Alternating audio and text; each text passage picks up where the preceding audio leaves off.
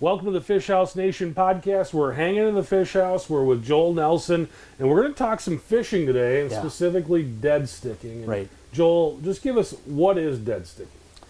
Yeah, dead sticking to me is just a stationary way of fishing where we're using a rod similar to this one. It's got a little bit more forgiveness in the tip, and in and amongst all of these other stationary fishing methods, it's a way that I've found myself fishing more and more and more of year after year. So the idea is that this thing hangs, preferably in a rod holder of some sort, right? You got this thing going right here, and you're watching a free swimming minnow.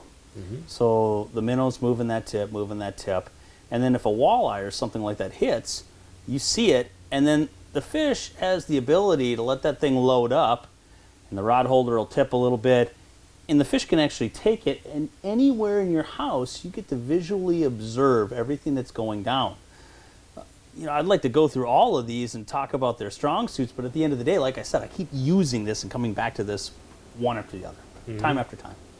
So when you're dead sticking, really what you're meaning is that you're not touching that rod. So maybe you're jigging somewhere else, jigging in another hole. Yes. And then you're just using your dead stick as kind of your second line. Right, absolutely.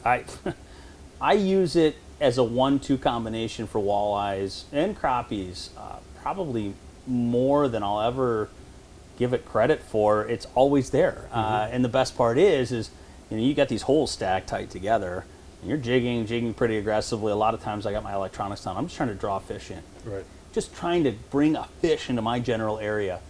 Sometimes I look over and that dead stick's already buried. Right. They don't even come in and check out my bait. On the way there, they found something stationary even better. I'd say what's probably even more common, though, is that I'm jigging really aggressively in one hole, got something going. I see a fish play peekaboo with me right on the outside of the edges of the cone. It kind of flickers in, flickers out on the sonar. Gonzo. Where did it go? Again, dead rod's already buried. It happens so often that a jigging approach is too aggressive for them, and they want something live bait related. But a lot of times that jigging approach is really what brings those fish in. Yeah. And it's kind of like you say, it's a 1-2 punch, and that is bringing those fish in, and especially if you're fishing in a wheelhouse or maybe something that's more stationary where you want to bring fish to you, and then they may decide, hey, I like this minnow better. Totally. When you're in a wheelhouse, I'm fishing quite often a little bit differently than I am out on the open ice or in a portable. As important as this dead stick is, it makes the jigging approach, kind of to your point, even more important. I'm fishing louder, prouder baits all the time. I'm fishing rip and wraps and blade baits and super loud, aggressive baits. I call it ringing the dinner bell. My kids are very aware that somebody always has to be ringing the dinner bell. I throw them a rod. I say, go fish on the other end of the house. Ring the dinner bell. I don't care what hole in here you're fishing, but I want them trying to attract fish. And a lot of times when we're fishing in Minnesota or northern Wisconsin, we think of walleye as really a bottom relating fish. But when you're doing this, a lot of times it helps to be jigging up high so that they can see from a long way and then have your dead stick down low. Absolutely. I think a lot of people forget the amount of light that's coming down from the top of the ice. And if a fish is going to silhouette that bait, if it's coming from a ways off, if it's anywhere near the bottom, it blends in kind of with the background, with the horizon view that they're looking at. When you drop a vertical, a camera down and you look horizontally across, you can see it, right? But if you were to point that camera up at a 45 from the bottom up, kind of like a fish's perspective, you'll see that once baits get a couple feet off the bottom, they can actually spot them up against the open space, and if you're shallow enough, sometimes even up against the bottom of the ice, way easier. So for those really aggressive, loud and proud baits, you don't want to be right on the bottom. Sure. So you talked rod. Yeah. What else do you have here to show us? It's a couple other options, and they're more traditional options. And even though I am favoring the dead stick more and more these days, there are times where the other ones are just going to be superior. And a rattle reel inside the house, I favor when the bite's pretty good. And I can't be watching all the rods at once. Maybe I'm catching them jigging. I'm helping my kids unhook a fish. There's that last 15 minutes, 20 minutes, 30 minutes. And if you're in a decent spot, it's There's fish on the screen. It's chaos, man. So that's when a rattle reel is self-sufficient. I don't have to mess with it. Life's pretty good. The same is true kind of with these, with a tip-up, setting it outside. Now, the cool part about a tip-up is that I'm actually fishing tip-ups quite a bit just to cover area. Sure. Right? I mean, we want to, if I'm on a break and I'm always curious about what's on the other end of it, or what's up shallow, or what's up deeper, and so I like setting these things out, if for nothing else, it's just an indicator. Even if it's a minnow trip or a fish comes, grabs it, lets it go, and I lose it, I don't really care. Yep. This thing is just, it's kind of like extra intel out there. But, we could talk a little bit too. I use these out on the open ice even, Okay. not just in the house. Sure. Yeah, so. How do you use it out on the open ice? It's funny, almost in the same way that I do a tip-up. Okay. More and more, I'm starting to just get the simple, cheap little red or green rod holders and setting these things all over the ice. And what I've learned fishing Mille Lacs and some home waters and a couple others for walleyes is that tip-ups freeze up, right? You're always going to have issues with freeze up. Sometimes the trigger, even when you set it very lightly, it's hard for a fish to pull. Sometimes the line gets looped on the under spool when you set it down in the ice. There's all kinds of ways in which this mechanism could potentially fail you. The nice part about this is as long as you see that tip shaking from the minnow, you know that you're ready to roll. And I feel like I get way more information from this. So when I set these things out on the open ice, I am seeing bites that this thing never shows me, because this thing's an all or nothing approach. The flag flies or it stays buttoned, and I don't learn from it. So often I found on Mille Lacs, we were having fish that would come up and just grab it, and I'd literally go, I watched this thing go down like that, and the fish would sit there 10, 15 seconds or more, just, kind of munching on it, especially when you use bigger baits. They just sit there and kind of chew that sucker up. So these dead rods on the open ice, I think it's data. You're collecting data. Yeah. And it really reminds me of one of my favorite things to do in the summer is at our cabin. We tend to have catfish moving in the evening. Yeah. And we set these rods up and put them just in the poles in the dock. Yeah. And you just sit back and relax and just wait for a rod to go like that. When Absolutely. it does, the fun begins, Well, and I think of two shallow water scenarios. Early ice, anywhere you're fishing, especially a place like Mille Lacs when it's ultra clear, you can't be creeping. You can't be running. A lot of times, even just going down to one knee, crunching all that snow and ice, if they're in 7 feet of water right below you, the movement, the sound, it travels like crazy down there. So what we were seeing is all of your dead rods, the furthest ones away, were the only ones going off. And it was by no accident, in my opinion. Sure. Those fish, ultra spooky, did not like that movement. And you even had to be careful once the dead rods went off to kind of shuffle your way up there real nice and easy. You couldn't run up and slide and grab the rod holder. They'd drop the bait and they were gone. So the dead rod approach, I feel, gives you that data, gives you that information, but also allows you to fish pretty stealthily, and I think they're a little bit more dependable than your average tip-up. But why would you use the tip-up over this? What's the situations where the tip-up is the... Sure. When it's really cold, this style of tip-up particularly isn't bad at all, because it's got the styrofoam. It fills up the ice hole. You can set it there, and it's going to keep you going better and longer in cold weather. The other styles of tip-ups, not as good in any cold, so it's really difficult to be able to use them unless it's 20, 25 degrees or warmer. And we just don't see that a lot in the northern reaches of the state. So, when it gets really cold, this is a tough situation too. There's just no doubt about it. The only thing that is good about this in the cold weather is I always tend to set. It still is a somewhat active form of fishing. It's not like I just set this thing out there and forget about it for an hour. Typically, I'm coming by every 10 minutes, 15 minutes, giving the bait a pop, maybe dropping your transducer from your sonar just to see kind of how far the bait is off bottom. I like setting the spread and figuring out a couple baits way off bottom, a couple near. I like mixing up different styles of bait, different colors of hooks. It's kind of nice to have these rods already rigged up. And then, hey, the fight, right? I mean, how can you beat a fight on a rod and reel? Right. So this is really the way to go if you want to just set up a rod next to you in the house, or if you're going to be fishing out on the water.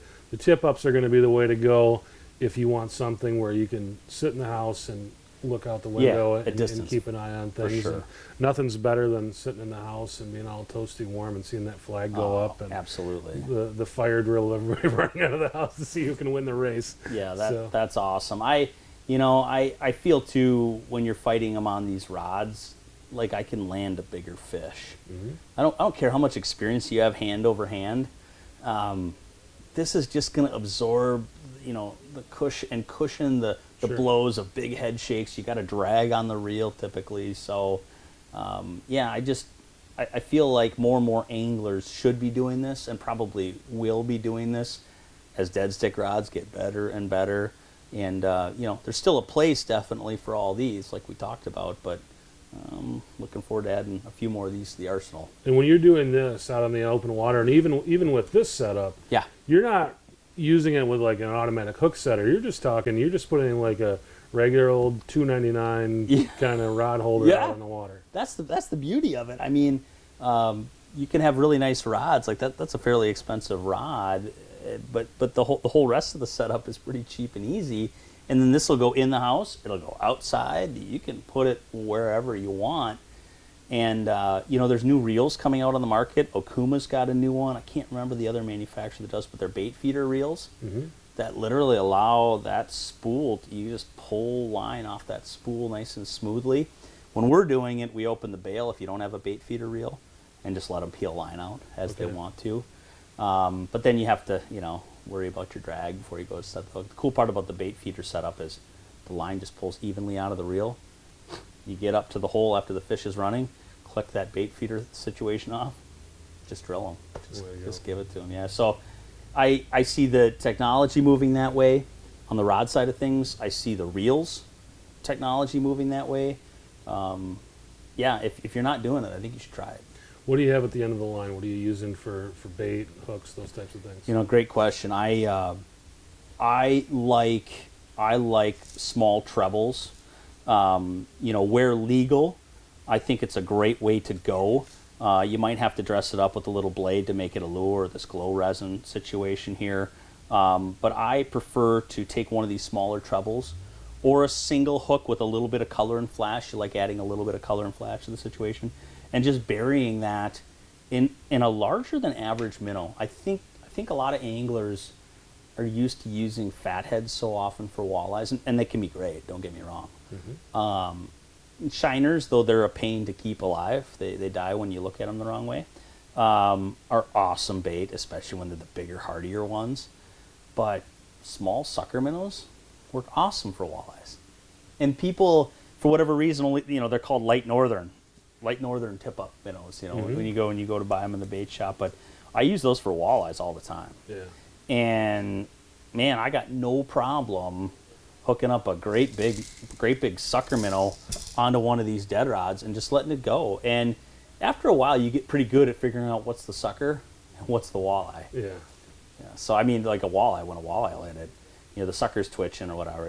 You see their quick twitches. When a walleye hits it, it'll go boom, and it'll just stop. The whole world shuts down, man. And right away, like you look, and you're like, yep, he's got it. Yeah. And sometimes, like I said, you can even see them like just mashing on that big sucker. I think they're trying to kill it in place before they take it off with it and try to digest it. So And I think that big bait thing, that's something that a lot of people are really afraid to do. And I was just out in Lake Erie this fall, and like they're catching 20-inch walleyes with like 10-inch alewives in them. I mean, like they will eat something just about as big as they are. It's amazing what these walleyes will go after. So, like a 5-inch sucker minnow is really nothing to them. I can think of all kinds of times where we were fishing for flathead catfish on the Mississippi River, and we're hooking 8, 9, 10-pound walleyes on big old bullheads or huge creek chubs. And in the fall, I've Lindy rigged, live bait rigged with big chubs and caught 14, 15-inch walleyes. Like you said,